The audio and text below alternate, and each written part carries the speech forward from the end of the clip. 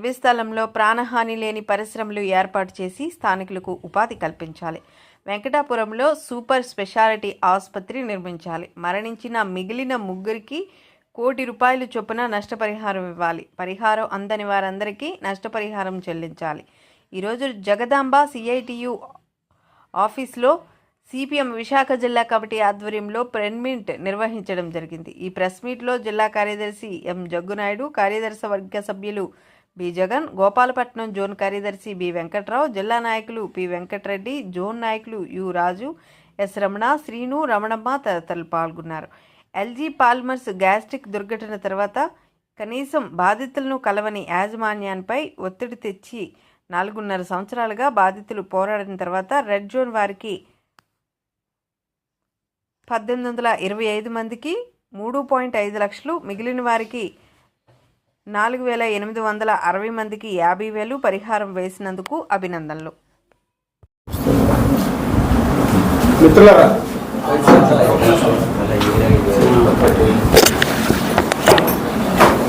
నా పేరు B Venkatrao, CPM party Gopalapatnam zone కార్యదర్శి మాట్లాడుతూ ఉన్నాను.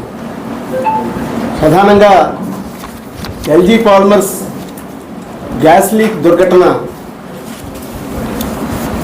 జరిగినటువంటి మరుసటి రోజు రాత్రి 7 గంటల సమయంలో ఈ ట్యాంక్ పేలిపోతుంది, ప్రజలందరూ పారిపోండి 3 కిలోమీటర్ల అవతల వైపు అని అన్నప్పుడు మొత్తం చుట్టుపక్కల ప్రాంతాల ప్రజలందరూ ఆ రాత్రి 7 గంటల సమయంలో పిల్లలను తీసుకొని ప్రాణాలు అరచేత పట్టుకొని అటు సబ్బవరం వైపు, ఇటు కొత్త వలస వైపు, ఇటు అనకాపల్లి వైపు, గాజువాక వైపు ఆ రాత్రంతా ప్రజలెవరికి నిద్రాహారాలు లేనటువంటి పరిస్థితి. 2, హైపవర్ కమిటీ ప్రభుత్వం నియమించినటువంటి హైపవర్ కమిటీ ఇచ్చినటువంటి సిఫార్సు ఏంటంటే 3 కిలోమీటర్ల పరిధిలో ఈ యొక్క స్టైరిన్ విషవాయువు అనేది వ్యాపించి ఉంది అని చెప్పడం జరిగింది. ఇప్పుడు అధికారంలోకి వచ్చినటువంటి చంద్రబాబు నాయుడు గారి ప్రభుత్వం మాది మంచి ప్రభుత్వం, మేము ప్రజలకు మంచిగా సేవ చేస్తామని మీరు చెప్తున్నారు. గతంలో జగన్ చేసినటువంటి తప్పులను మీరు సరిదిద్దడానికి ప్రయత్నం చేస్తున్నారు. అందులో భాగంగానే మేము చెప్పేది ఏంటంటే ఇప్పుడు మీరు 120 కోట్ల రూపాయలు తీసుకొచ్చి 60 కోట్ల రూపాయలు ప్రజలకు పంచారు, చాలా సంతోషం. ఇంకా 60 కోట్లేమో ఉన్నాయి.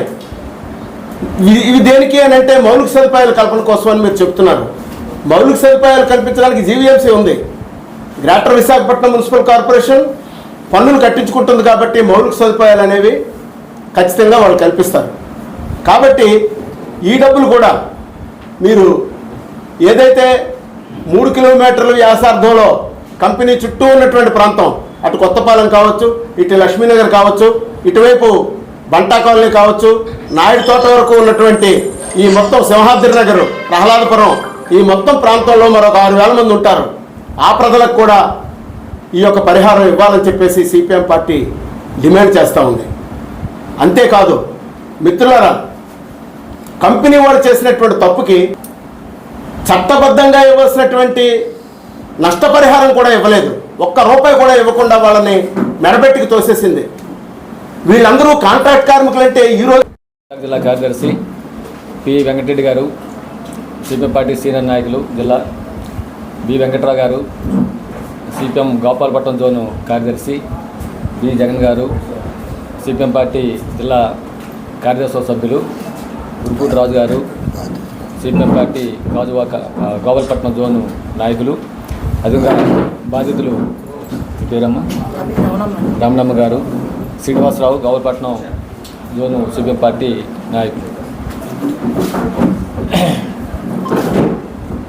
ఎల్జీ పాలిమర్స్ బాధితులు సిపిఎం పార్టీ దాదాపు 4.5 సంవత్సరాల పాటు చేసిన పోరాటం, స్థానిక ఎమ్మెల్యే చేసిన కృషి ఫలించింది.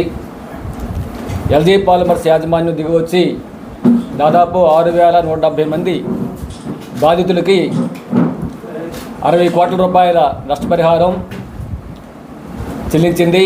ఇంకో 60 కోట్ల రూపాయలు మౌలిక సదుపాయాల కోసం కేటాయించడం జరిగింది.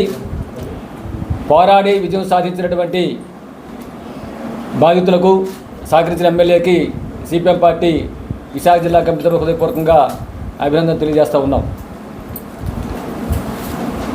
2020 మే 7వ తేదీన ప్రమాదం జరిగి 12 మంది అదే రోజున మరణించారు. దాదాపు 1500 మంది ఆసుపత్రి పాలయ్యారు. మరణించిన కుటుంబానికి ₹1 కోటి చొప్పున, వెంటిలేటర్ మీద ఉన్న వాళ్ళకి ₹10 లక్షల చొప్పున, 3 రోజుల పైన ఆసుపత్రి పాలైన వాళ్ళకి ₹1,00,000 చొప్పున, మిగతా దాదాపు 20,000 మందికి 10,000 చొప్పున ఆనాటి ప్రభుత్వం నష్టపరిహారం చెల్లించింది. బాధితులకి ఆరోగ్యాన్ని కాపాడడం కోసం సూపర్ స్పెషాలిటీ ఆసుపత్రి నిర్మిస్తామని చెప్పని ఆ రోజు హామీ ఇచ్చింది. కానీ బాధితులు పూర్తిస్థాయి పరిహారం అందలేదు, ఆసుపత్రి నిర్మాణం జరగలేదని చెప్పినటువంటి దృష్టితో సిపిఎం పార్టీ పెద్ద ఎత్తున ప్రజలు సమీకరించి ఆందోళన కార్యక్రమానికి పూనుకుంది. 7వ తేదీ తర్వాత చనిపోయినటువంటి 3 కుటుంబాలకు కూడా ₹1 చొప్పున నష్టపరిహారం ఇవ్వాలని చెప్పని, బాధితులు పూర్తిస్థాయి పరిహారం అందించాలని చెప్పని డిమాండ్ చేస్తూ ఆందోళన కార్యక్రమాన్ని చేపట్టాం. ఇది దక్షిణ కొరియా కంపెనీ, బౌలజాస్ సంస్థ.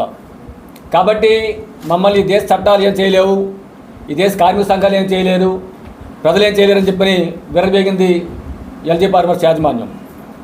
కానీ సిపిఎం పార్టీ దీన్ని అంతర్జాతీయ సంస్థ కింద తీసుకొచ్చింది. దాదాపు 12 దేశాల్లో ఉన్నటువంటి ట్రేడ్ యూనియన్లని ఐక్యం చేసి వెబనార్స్ నిర్వహించి ఎల్జీ ఫార్మర్స్ యాజమాన్యాన్ని బోర్డులో నిలబెట్టాం.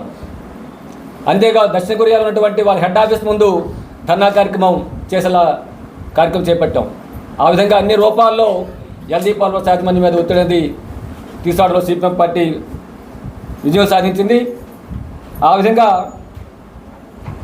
ఈ ఇష్యూని శాశ్వత పరిష్కారం కోసం అవసరమైన కృషి అనేది సిపిఎం పార్టీ చేసింది. ఈ నేపథ్యంలోనే ఎన్జిటి నేషనల్ గ్రీన్ ట్రిబ్యునల్ జోక్యం చేసుకొని దీన్ని సుమోటోగా తీసుకొని ₹50 కోట్ల వెంటనే జమ చేయాలని, దీని డైరెక్టర్స్ వెంటనే అరెస్ట్ చేయాలని చెప్పని ఆదేశించడం జరిగింది. దాని ప్రకారంగా డైరెక్టర్స్ని, జిఎంని అరెస్ట్ చేయడం జరిగింది. అదే క్రమంలో ప్రభుత్వం హైపవర్ కమిటీని వేసింది ఈ సంఘటన మీద. హైపవర్ కమిటీ ఇచ్చిన రికమెండేషన్లో కీలకమైంది,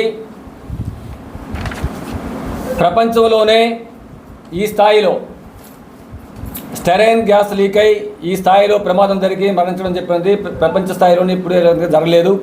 ఇదే అతిపెద్ద ప్రమాదం. ఇది ప్రమాదంతోనే అయిపోదు, ఖచ్చితంగా దీని ప్రభావిత ప్రజల తాలూకా ఆరోగ్యాలు, శరీరాల్లో మార్పులు వస్తుంటాయి. కాబట్టి మార్పుల్ని నిరంతరం పర్యవేక్షణ చేసి సమన్వయం చేసి వీళ్ళ ఆరోగ్యం కాపాడడం కోసం ప్రత్యేక చర్యలు చేపట్టాలని చెప్పని హైపవర్ కమిటీ ప్రభుత్వాన్ని ఆదేశించింది. అలాగే సేఫ్టీ ప్రికాషన్స్ తీసుకోవడంలో యాజమాన్యం విఫలమైంది. కాబట్టి పరిశ్రమలో భద్రతా చర్యలు వెంటనే చేపట్టాలని చెప్పని హైపవర్ కమిటీ ఆదేశాలు జారీ చేసింది. వీటినేటిని కూడా గత ప్రభుత్వం పట్టించుకోకుండా తొంగలో తొక్కింది. అందుకని సిపిఎం పార్టీ దీని మీద కంటిన్యూస్గా నాటి నుంచి నేటి వరకు కంటిన్యూస్గా పోరాటాలు నిర్వహించి ఈ రూపంలో ఈ విజయం సాధించడంలో కీలక పాత్ర పోషించింది. కాబట్టి ఇక్కడ నుంచి చేయాల్సిన పనిలో కీలకమైన విషయం ఈ ప్రభుత్వం జోక్యం చేసుకొని చేయాల్సింది. మిగిలినటువంటి లబ్ధిదారులు ఎవరైతే ఉన్నారో 3కి పూర్తిస్థాయి నష్టపరిహారం ₹1 చొప్పున చెల్లించాలి. అలాగే మిగిలిన లబ్ధిదారులు ఇంకా చాలామంది ఉన్నారు, వాళ్ళు సర్వే చేసి గుర్తించి వాళ్ళందరికీ పూర్తిస్థాయి నష్టపరిహారం ఇవ్వాలి. అలాగే 220 ఎకరాల భూములు అయ్యి ఎల్జీ ఫార్మర్స్ సంబంధించి ఆ భూముల్లో కాలుష్య రహిత పరిశ్రమలు ఏర్పాటు చేసి స్థానిక యువతకి, కాంట్రాక్ట్ కార్మికులకి ఉపాధి కల్పించాలని చెప్పి మేము డిమాండ్ చేస్తున్నాం. దీంతోపాటు ఈ సందర్భంగా గత ప్రభుత్వం అటు బాధితుల మీద, కార్యకర్తల మీద, నాయకుల మీద అక్రమ కేసులు బనాయించింది. ఈ కేసులు వెంటనే ఉపసంహరించుకోవాలని చెప్పని మేము డిమాండ్ చేస్తున్నాం. దీంతోపాటు ఆసుపత్రికి, సూపర్ స్పెషాలిటీ ఆసుపత్రి గత ప్రభుత్వం శంకుస్థాపన చేసి ఊరుకుంది. ఈ ప్రభుత్వం వెంటనే జోక్యం చేసుకొని సూపర్ స్పెషాలిటీ ఆసుపత్రి వెంటనే నిర్మాణం చేసి ప్రజల్ని, బాధితుల్ని రెగ్యులర్గా మెడికల్ చెకప్ చేసి వాళ్ళ ఆరోగ్యాలు కాపాడడానికి కోసం ప్రభుత్వం పూనుకోవాలని చెప్పని మీ ద్వారా ఈ ప్రభుత్వాన్ని డిమాండ్ చేస్తున్నాం. ఈ ప్రభుత్వం కూడా ఒకవేళ కానీ గత ప్రభుత్వం వ్యవహరిస్తే మాత్రం ఖచ్చితంగా ప్రజలు ఈ ప్రభుత్వం వ్యతిరేకత వ్యక్తం చేస్తారు, ఖచ్చితంగా పోరాటం ముందుకు తీసుకెళ్తామని చెప్పని మీ ద్వారా హెచ్చరిస్తూ ఉన్నాం.